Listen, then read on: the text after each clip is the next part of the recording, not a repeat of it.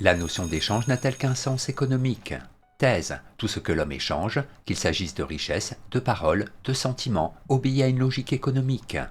Antithèse. La notion d'échange ne se limite pas à la notion d'intérêt, elle a une dimension purement morale. Thèse. La notion d'échange n'a qu'un sens économique. En effet, il existe une économie du vivant, tout comme il existe une économie des richesses. Tout ce que l'homme échange obéit à un principe économique.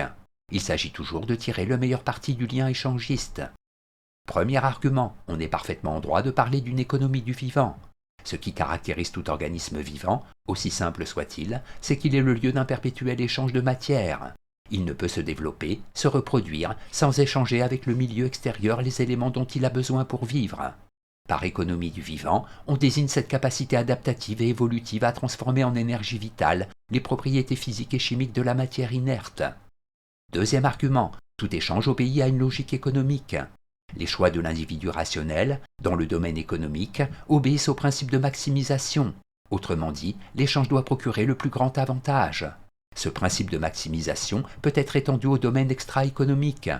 L'économiste, déclare Jean-Jacques Rosa, peut appliquer ses outils habituels au marché politique ou à celui du mariage. Troisième argument, je donne pour recevoir. Tout échange a pour fondement un calcul d'intérêt. Qui cherche l'âme sœur évalue les qualités du candidat ou de la candidate. Même en amour, on donne pour recevoir. On aime à condition d'être aimé.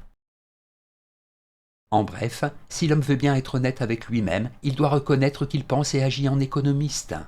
Tout ce qu'il échange, biens, paroles, sentiments, doit d'une façon ou d'une autre servir ses intérêts.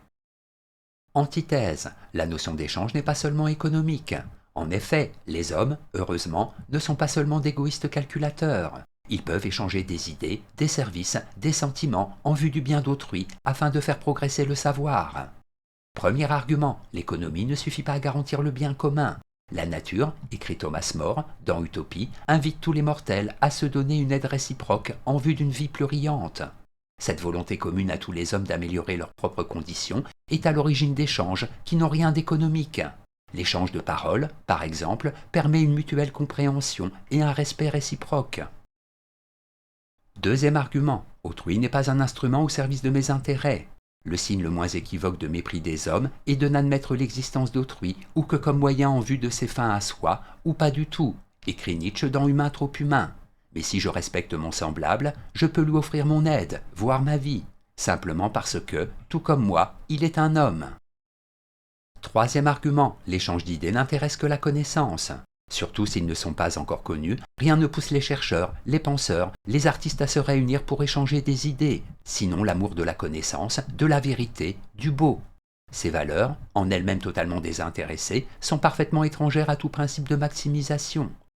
En bref, la notion d'échange, avant d'avoir un sens économique, a un sens moral. Si je n'aime qu'en vue d'être aimé, je nie la notion même d'amour. Nulle sociabilité possible sans échange désintéressé. Synthèse.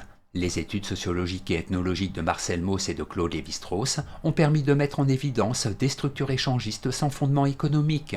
Marcel Mauss, dans son essai sur le don, explique que, dans les sociétés archaïques, le don, contrairement au troc, établit une relation non équivalentiste entre deux personnes, deux tribus. Celui qui donne affirme sa puissance, son aura, mais n'échange rien au sens économique du terme. Lévi-Strauss, quant à lui, a repéré deux structures d'échange qui, quoique jouant un rôle social déterminant, ne sont pas de nature économique. Il s'agit de la circulation de la parole, échange de mots, et de la circulation des femmes, forme échangiste, qui, au moyen du mariage, assure les structures de la parenté. Ces deux formes d'échange viennent s'ajouter, et parfois même se confondre, à une troisième, qui est l'échange, cette fois-ci économique, de biens et de services. Note et commentaire. Échangisme. Ce mot n'a plus aujourd'hui qu'une connotation sexuelle. L'échangisme désignant une pratique fondée sur le libre consentement de deux ou plusieurs couples de changer de partenaire sexuel. Il est bien évident que ce même mot, dans la bouche de l'économiste, a un sens tout différent. Citation. La concurrence et les échanges sont-ils une source de discorde inévitable et dans tous les pays du monde, les habitants n'ont-ils pas existé avant le commerce? Preuve invincible qu'ils y pouvaient subsister sans lui. Jean-Jacques Rousseau écrit sur l'abbé de Saint-Pierre.